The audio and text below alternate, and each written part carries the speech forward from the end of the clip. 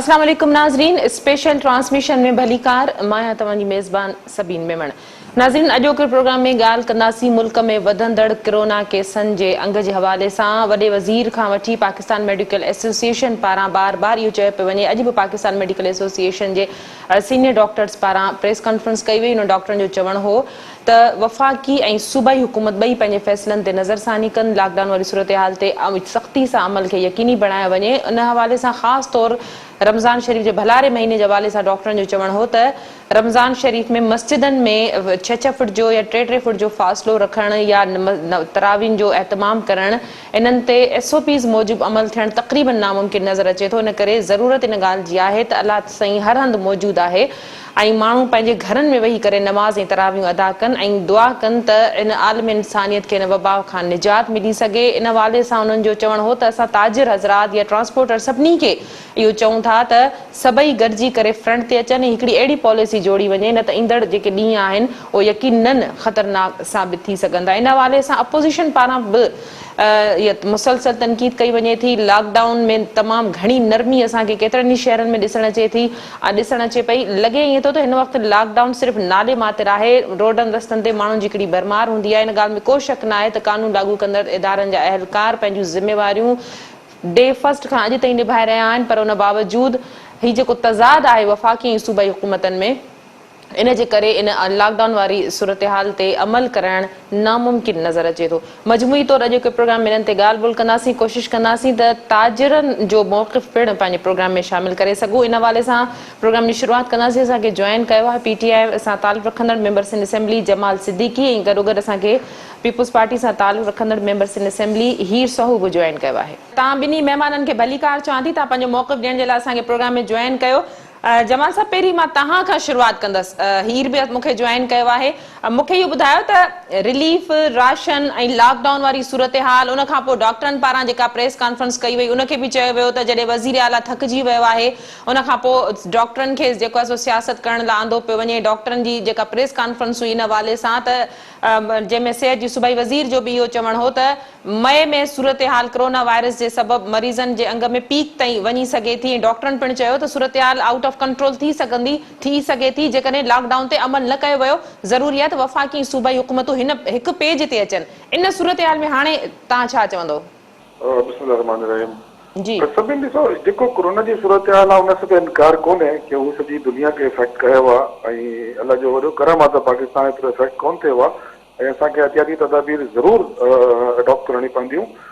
Social distancing करणी पवंदियूं असांखे ऐं लॉकडाउन स्मार्ट लॉकडाउन जी शक्ल में हुजे या मिनी लॉकडाउन जी शक्ल में हुजे, उहो बि करणो पवंदो। सॼी दुनिया में थियो आहे। पर उनजे लाइ मां असांजो मौक़िफ़ इहो आहे कि अगरि स्ट्रेटेजिकल लॉकडाउन असां कयूं त जेको बि इदारा जेकी बि इंडस्ट्रीज़ आहिनि मुल्क जी सूबे जी, त उन्हनि जी क्राए जेकी आहे त उहो बिल्कुलु जाइज़ आहे। असां थोरी देरि जे लाइ अगरि इहे सोचियूं कि मुंहिंजे घर में अगरि मुंहिंजे ॿार जे लाइ खीर न हूंदो त मां डेफिनेटली सड़कनि ते निकिरंदुमि, मां पुलिस सां बि विढ़ंदुमि त मूंखे पंहिंजा बचा प्यारा आहिनि, सभिनि खे प्यारा हूंदा। पर उहो तबिको जंहिं वटि इहे सहूलियतूं आहिनि उहो त सुकून सां वेठो आहे। पर उहो तबिको जेको रोज़ कमाईंदो आहे, रोज़ खाईंदो आहे, त असांखे उनजे लाइ बि कोई स्ट्रेटेजी ठाहिणी पवंदी। जेका 20 लख राशन जी ॻाल्हि थी त उन खां पोइ बि अॼु ताईं उहो 20 लख राशन उन माण्हुनि ताईं शायदि पहुता आहिनि न पहुता आहिनि, मां कोई गान तलाशी कोन थो करणु चाहियां।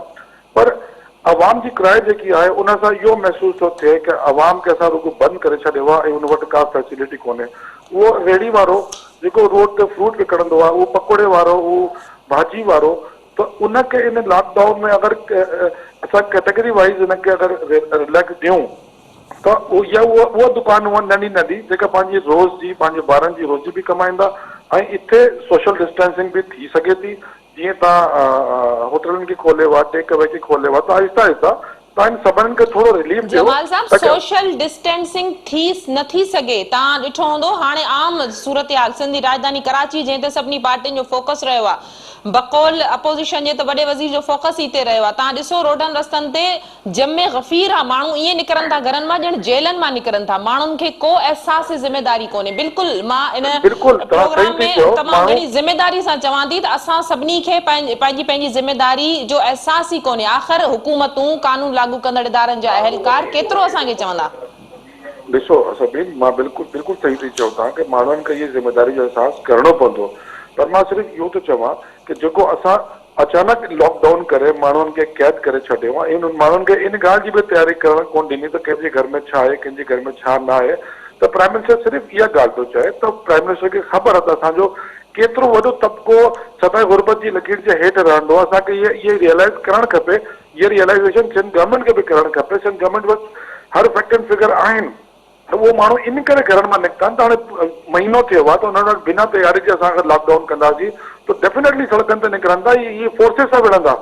असां हिननि खे मुतबादिल को अरेंजमेंट करे ॾियूं, या त गवर्नमेंट जी तरफ़ सां रिलीफ जी शिकल में को हिनखे ॾियूं, या पोइ हिननि खे एतिरो रिलीफ ॾियूं की को नंढो दुकानदार जेको आहे उहो हले थो, पंहिंजी ज़िंदगी हलाए थो, त हुनखे रिलीफ ॾियूं यस त पंहिंजी जमाल ॿारनि साहब जी तव्हां रोज़ी न करे इंतहाई सघे। पॉजिटिव ॻाल्हि कई, बिल्कुलु तव्हां बिल्कुलु सही ॻाल्हि कई। मूंसां 2 मिंट रहिजो, हीर बि मूंखे जॉइन कयो आहे। हीर अपोज़िशन जो मौक़िफ़ जमाल साहब पीटीआई सां तालुक़ रखंदा मेंबर सिंध असेंबली बि आहिनि ऐं ज़िमेदारी सां इहा ॻाल्हि कनि पिया त माण्हू लॉकडाउन में का ख़राबी कोन्हे, पर माण्हुनि खे अहिड़ो रिलीफ ॾियणु घुरिजे जो किथे का बुख न हुजे, किथे का गुरबत न हुजे, किथे को बुखियो न वेठो हुजे ऐं माण्हुनि खे उन्हनि जे घरनि में जेकॾहिं क्वारंटाइन कयो थो वञे त उन्हनि खे उहे सहूलियतूं ॾिनियूं वञनि।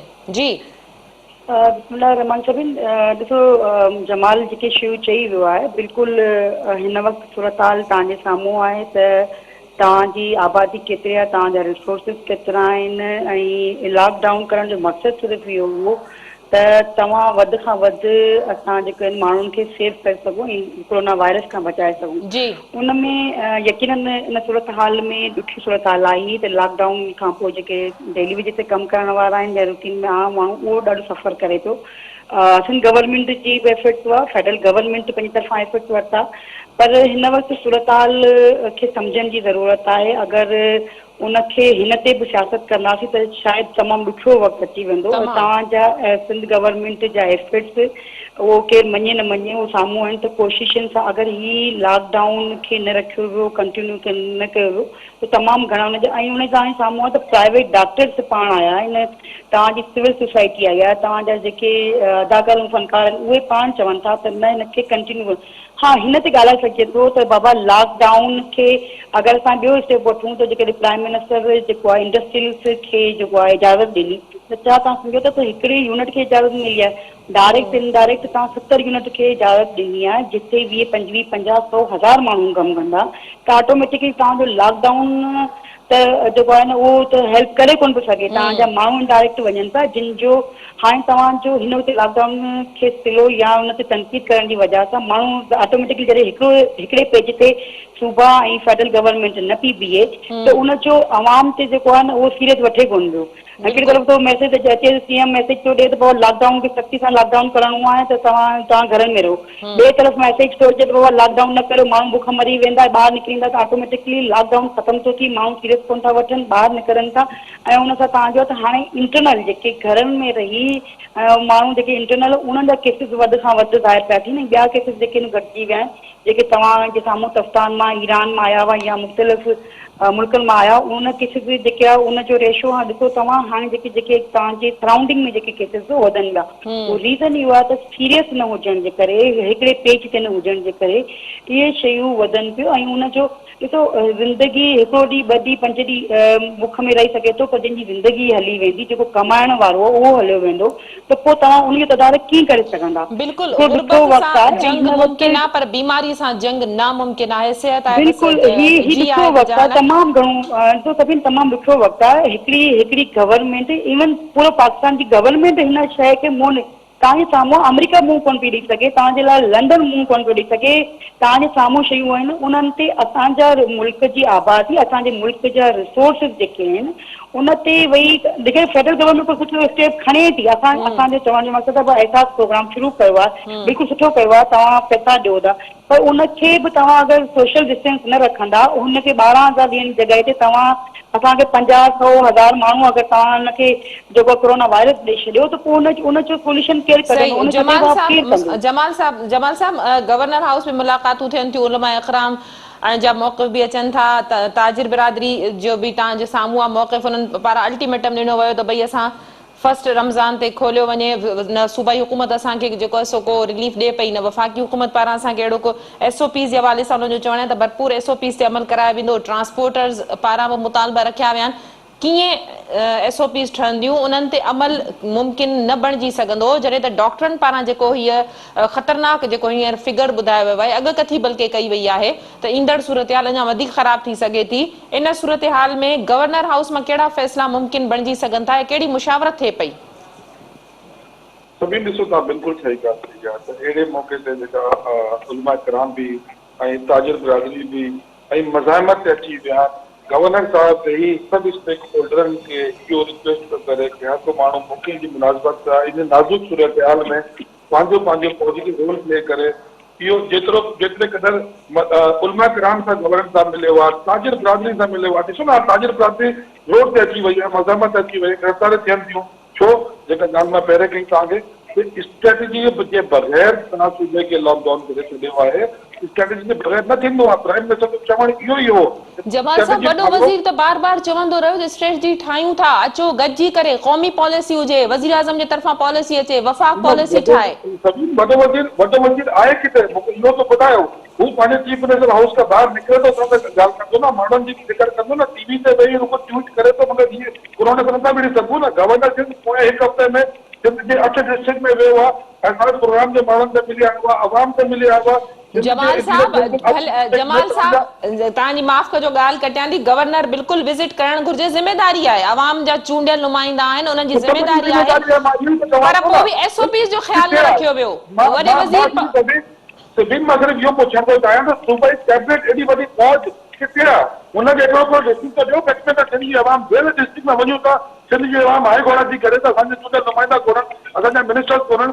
गवर्नर सिंध केतिरो कंदो अकेलो? हुनजी ज़िमेदारी कोन्हे, हीअ सिर्फ़ु हुकूमत जी ज़िमेदारी आहे। असां जॾहिं बि विया आहियूं, माण्हुनि खे हॉस्पिटल में विया आहियूं, PP सूट ॾेई आया आहियूं, हिकिड़े हिकिड़े माण्हू सां पुछी आया आहियूं हुनजी दुख तकलीफ़। असां त हुते इहो बि ॾिसूं था त जेको एहसास क़ुरान जा पैसा क्लियर सिंध में सॼो ज़ोर इन ॻाल्हि ते आहे त मोहतरमा शहीद जी तस्वीरूं लॻाए आवाम खे बेवकूफ़ ठाहियो था। अरे यार, हीउ ॾुखियो वक़्तु आहे, तव्हांखे इन महिल बि सियासत करणी आहे। रुगो सिंध हुकूमत गाॾियुनि जी गिनती में लॻी पई आहे, गवर्नर जे काफ़िले में केतिरी गाॾी वञे, थोरो एहसास करणु खपे। तव्हां शुरू में मूंखे सवाल कयो त जेको डॉक्टरनि जी प्रेस कॉन्फ्रेंस ते असां सियासी प्रसंग कयो आहे, वज़ीर आला सिंध जो मीडिया कंसल्टेंट जेको चन्ना साहब आहे, चन्ना साहब जो मां तव्हांखे स्क्रीन शॉट मोकिलियां त मीडिया जे ग्रुप में डॉक्टरनि जी प्रेस कॉन्फ्रेंस जो इन्विटेशन सहाफ़ियनि खे चन्ना साहब थो ॾिए। जमाल साहब, जेकॾहिं गवर्नर साहब विज़िट करे थो, तमामु सुठी ॻाल्हि आहे, माण्हुनि खे कुझु ॾिनो वञे थो, बहितरीन ॻाल्हि आहे। छो न इहो कमु गॾिजी कयो वञे? छो न को बि फ़ैसिलो कयो वञे तो गॾिजी कयो वञे? असां हाज़िर आहियूं। फेडरल गवर्नमेंट जी तरफ़ां 50,000 खां वधीक टेस्टिंग किट गवर्नमेंट खे मिली वई। ऐं कंडोलिया में असां कल्ह पुछियो, हुन हॉस्पिटल में हिकिड़ो वेंटिलेटर कोन्हे। DSO चवंदा तव्हां हिकिड़ो वेंटिलेटर कोन्हे त सूबे जी हेल्थ मिनिस्टर किथे आहे? हेल्थ मिनिस्टर जॾहिं खां कोरोना आयो आहे, मोहतरमा पाण क्वारंटाइन में हली वई आहे। असां एज़ ए MPA सॼे सिंध में घुमूं था, असां एज़ ए MPA पंहिंजे हल्के में घुमूं था, असां कोरोना जे साम्हूं बीठा आहियूं, असां कोरोना सां वेलण जे साम्हूं बीठा आहियूं। हीअ सॼी सिंध कैबिनेट क्वारंटाइन में आहे। पोइ असां जेतिरो असांजे बस में आहे तो करे सघूं था, पर रियासत जेकी आहे असां ज़िमेदारी नथी आहे। इख्तियार रियासत वटि आहे, फाइनेंस रियासत वटि आहे, इमदाद रियासत ॾींदी। ऐं हीर अॼु मुंहिंजी भेण वेठी आहे, हिन खां पुछो किथे वई आहे इहा MPA? मां हीर जो मौक़िफ़ जी हीर मुंहिंजी राणी जमाल भाई खे चयो थोरो TV ऐं सोशल मीडिया ते बि रहंदो वञे, सिर्फ़ु PTI वारनि जी तस्वीरूं ॾिसंदा वञो।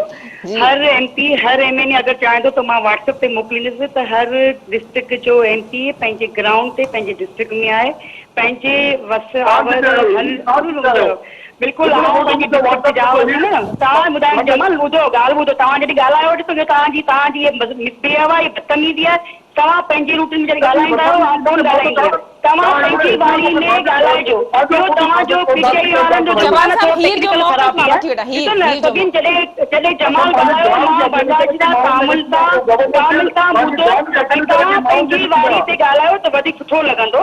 तव्हां हाणे नंढड़ा ॿार कोन आहियो, पढ़ियल लिखियल सुलझियल माण्हू आहियो, पंहिंजी बारी ते ॻाल्हायो। जॾहिं सवाल करियो था त जवाबु ॿुधो। इहो कोन्हे त तव्हां अगरि चाहे तव्हां मूंखे ख़बर सटे में विया हुआ ऐं तव्हां माई खे चवणु चाहियो भई तव्हां ई हुआ न जेको माई खे चयो त पैसा केरु न त उते अमड़ चयो त केनेडी साहिब पैसा थी ॾे त तव्हां पंहिंजो पंजीरी गाॾियूं खणी विया पंजीरी गाॾियूं खणी विया 5 माण्हुनि खे अगरि तव्हां एहसास करांदी आहे त पोइ कारनामो कोन कयो जमाल साहब जेके मौक़िफ़ ॿुधी वठा हिननि जी कारकर्दगी 0/0 आहे हे 4 जॻहियुनि ते वञी तस्वीरूं कढी ईंदा आहिनि हर डिस्ट्रिक्ट में हर एमपी तव्हां मोकिलियां थी न हर एमपी बाक़ाइदा पंहिंजे वटि आहे छो त ॾिसो हीउ वक़्तु मुश्किल वक़्तु आहे तव्हां त एतिरा प्रोग्राम में 4 कार्ड खणी था वञो राशन खणी तस्वीरूं लॻल आहिनि उहो त विरायो हर एमपी लिटरली ॿुधायां थी हर डिस्ट्रिक्ट में पंहिंजो एमपी पाण त राशन विराए असां कयो ऐं आउं जेके पंहिंजे वटि कोशिशि कयां थी को अहसान पंहिंजे लोकल माण्हू त एहसान कोन थी करियां आउं अगरि लोकल माण्हुनि खे अगरि राशन ॾियां थी पंहिंजा मुंहुं हा बिल्कुलु कयां थी तस्वीरूं कोन कटरायूं आहिनि आउं वही तस्वीरूं कोन पई कटरायां जंहिंसां पुॼी सघां पई उते हिमत असीं रिस्पॉन्स ॾियूं था माण्हुनि सां मिलूं था राब्ता करूं था राशन ॾियूं था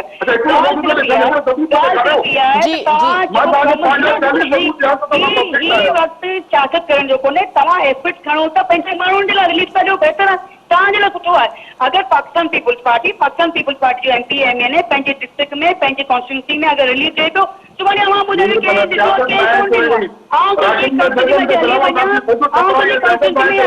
तो वो प्राइवेट में बनाए ना गवर्नमेंट जे थोड़ी राशन डिस्ट्रीब्यूट वो कराए अगर बिलावल साहब प्राइवेट 10,000 12,000 15,000 राशन देख खाए तो तव्हांजे केतिरा मिनट तक तव्हांखे ॿुधाए पुटो लॻी पई आहे लॻी पई आहे तस्वीर लॻी पई आहे तव्हांजी कंहिं मिनट तस्वीर कोन लॻी पई आहे प्राइवेट अगरि तव्हां को डिस्ट्रीब्यूशन करियो था त बिल्कुलु अगरि मुंहिंजी मर्ज़ी आहे त अगरि आउं राशन बनायां थी तस्वीर लॻायां थी प्राइवेटली हाँ गवर्नमेंट जो राशन ते अगरि आउं करायां थी तो वो जाती है तो गवर्नमेंट एफर्ट जेको ॾे थी वो गवर्नमेंट थ्रू मूंखे तमामु घणो अफ़सोस आहे जमाल थींदो त तव्हां सियासी जमाल साहब तव्हां नथा सम्झो त हाणे ही मौजूदा सूरतहाल में सियासत खे राशन में मुंहिंजे हथां जेको विरायो आहे न विरायो मूं 15 पैकेट न ॾिना पर ईमानदारी सां माण्हुनि खे ॾिना आहिनि गवर्नमेंट जो विरायो आहे बाक़ाइदा लिटरली तव्हां चवंदा त एनआईटी थ्रू एनआईटी नंबर किथे कहिड़ो विरायो आहे राशन विरायो बाबू असां पंहिंजे घरनि में कोन कयो तस्वीरूं लॻायूं आहिनि तस्वीर कढी विरायो आहे तव्हांखे चवंदा त तव्हांखे मोकिले त केतिरनि माण्हुनि खे राशन ॾिनो आहे पर यकीनन उहो राशन तमामु घणो न हुजण जे बराबरि राशन आहे न हुजण जे बराबरि पसंदि करे सघो जांच बि कराए सघो तव्हां बोर्ड ते पहुचो न आहे तव्हांजे डिस्ट्रिक्ट में घणो राशन विरायो जमाल साहब विरायो आहे तव्हां 2 लख खां वधीक राशन विराए ॾिठो पर इनफ आहे कोन्हे आहे घटि आहे तमामु घटि आहे प्राइवेट सेक्टर विराए पियो माण्हू विराइनि पिया विराइनि पिया न छो असम ॻाल्हि त हाणे साम्हूं आई सभिनि जमाल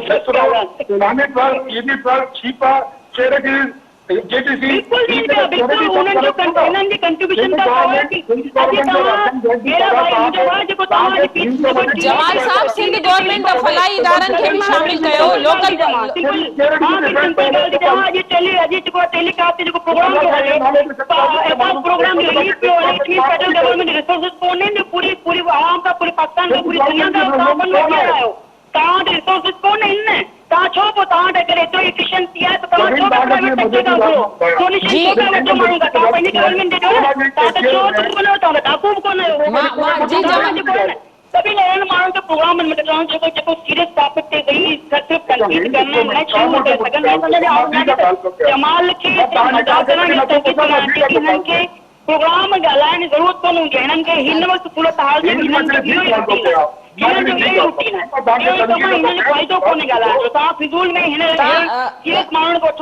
जमाल साहब हीर साहिबा वॾी महिरबानी तव्हां पंहिंजो मौक़िफ़ ॾियण लाइ जॉइन कयो थियण त ईअं घुर्जे असांजी कोशिशि हुई त ॿिन्ही हुकूमत या अपोज़िशन जी जमातनि जो ॿिन्हिनि जो मौक़िफ़ हाणे संजीदगी सां साम्हूं अचणु घुर्जे आहे असांजी इहा कोशिशि आहे बल्कि सॼी क़ौम जी कोशिशि आहे त वफ़ाक़ी सूबाई हुकूमत जी जेका बि पॉलिसी आहे अवाम जे भले लाइ हुजे ऐं हिकिड़े पेज ते हिकिड़ी पॉलिसी हुजे जेका सॼे मुल्क में लागू थी सघे त जीअं इन ख़तरनाक वबा खां निकिरण में मदद मिली सघे न कि इन्हनि मामलनि ते सियासत थियणु घुर्जे प्रोग्राम जे सिलसिले खे जारी रखंदासीं वक़्तु या मुख़्तसिर वक़फ़े जो वठूं था वक़फ़ो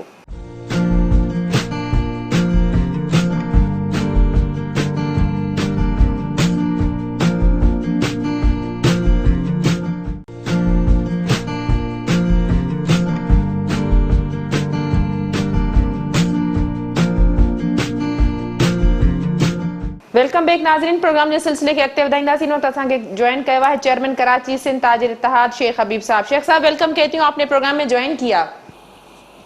वालेकुम सलाम, कैसे हैं आप? ठीक मैं हैं? ठीक ठाक खैरियत से। शेख साहब वेलकम कहती हूँ, आपने प्रोग्राम में ज्वाइन किया। शेख साहब क्या कहेंगे, क्या मुतालबात हैं ताजरों के और अल्टीमेटम दिया गया है सूबाई हुकूमत को? नहीं जी, बस ये कि कुछ लोग हमारे जल्दबाजी कर रहे हैं। वो लोग भी शामिल थे जब सीएम साहब से हमारी 18 तारीख को मीटिंग हुई है जी। और अल्हम्दुलिल्लाह सीएम साहब ने एक बहुत अच्छी बात की कि जी ठीक है, अगर आपके मसाइल दरपेश हैं, हमारी कोशिश ये है कि हलाकत ज्यादा से ज्यादा अपने शहर को, अपने सूबे को सेव किया जाए। बिल्कुल ठीक है ना। कराची जो है सिंध का दारुल खिलाफा है और सिंध का बड़ा शहर है।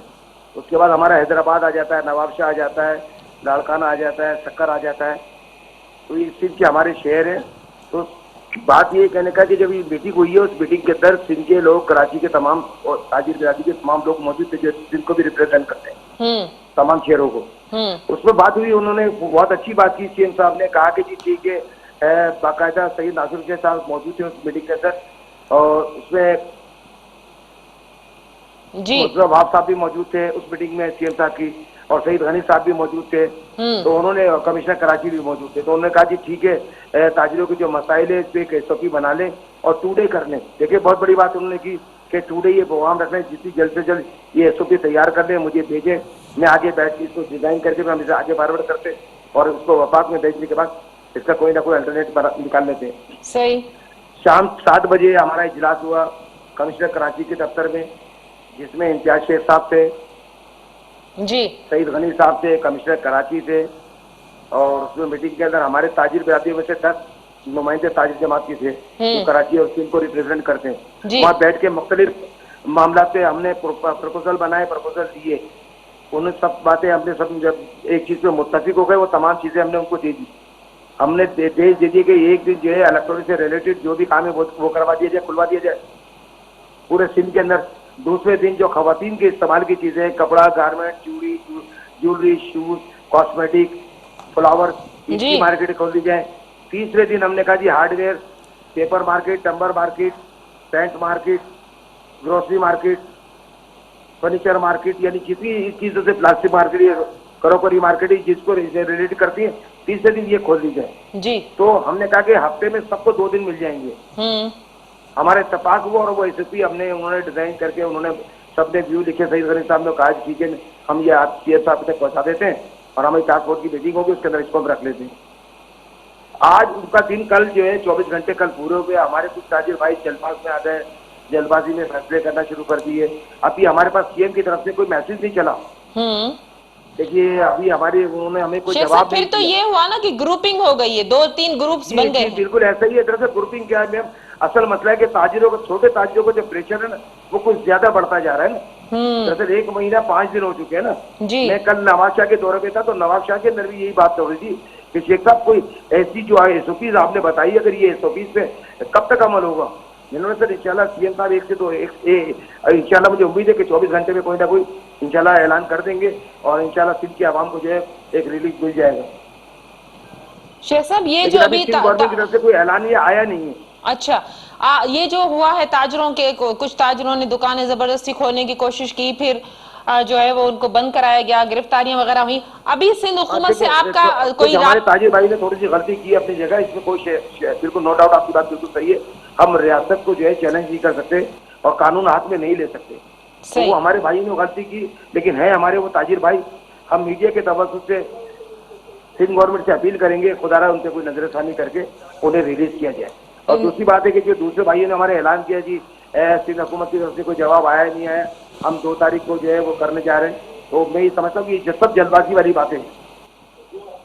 ठीक है ना। हम ये समझते हैं कि बड़ी अच्छी बात है शेख साहब, आप इस सूरत हाल को, नाजुक सूरत हाल को समझ रहे हैं। आप मौक़िफ़ आ जाए, सीएम साहब अपना मौक़िफ़ दे दें, उसके बाद फिर हम अपना कोई लाएमल बनाते हुए अच्छे लगते हैं। शेख साहब बड़ी अच्छी बात है, आप इस नाजुक सूरत हाल को समझते हुए सिंध हुकूमत की रिट को, देखिए हमें इंटरनेशनल सतह पे भी देखना होगा ना मैडम जी। हमें ये देखना होगा कि पूरी दुनिया के अंदर क्या हो रहा है और पूरी दुनिया के अंदर क्या मामला चल रहे हैं और हमें क्या मसले के तमाम चीजों की, क्योंकि पाकिस्तान दुनिया से अलग नहीं है। शेख साहब वजीर आला सिंध बार बार ये कह चुके हैं कि ये मुश्किल फैसला उन्होंने अवाम के सेहत को मद्देनजर रखते हुए किया है, जी, क्योंकि बड़े बड़े हमेशा ममालिक पाकिस्तान से जो है वो इस वक्त हार चुके हैं। मुझे ये बताइएगा शेख साहब, एसओपीज जो बनाई जा रही, जो आप लोगों ने बताई कि सीएम साहब के साथ जो मीटिंग हुई थी, दूसरे वज़रा भी थे, उन एसओपीज पे अमल कैसे मुमकिन हो सकेगा? सोशल डिस्टेंसिंग होती देखिए, है, सोशल लोग डिस्टेंस तो जमाना। हम करवा सकते हैं, लेकिन देखिए सैनिटाइज वगैरह मार्केटों में मौजूद नहीं है, रेट मौजूद नहीं है, मास्क मौजूद नहीं है, रेट मौजूद नहीं है, प्लस इसके अलावा गिलव्स मौजूद नहीं है। करें तो क्या करें? जी हम तो डिस्टेंस तो करवा सकते हैं, सोशल डिस्टेंस तो हम करवा सकते हैं। हम अपने कस्टमर को बाहर रोक के अंदर एक को बुला सकते हैं, एक को सौदा दे सकते हैं।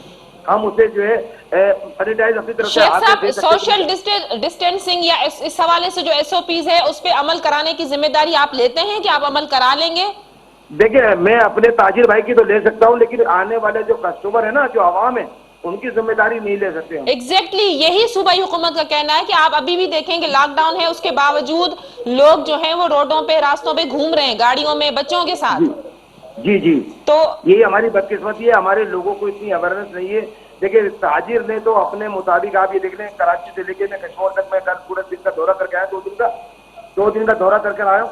उसमें क्या जो है सिस्टम ये है कि तमाम ताजिरों का यही मसला है कि तमाम ताजिर बिरादरी के पूरे सिंध को अंदर ताजिरों ने बड़ा साथ दिया, सिंध गवर्नमेंट का, और तमाम ताजिर बिरादरी ने अपना भरपूर किरदार अदा किया कि पूरा सिंध बंद है, लेकिन आवाम जो है इस चीज को नहीं समझ पा रही है।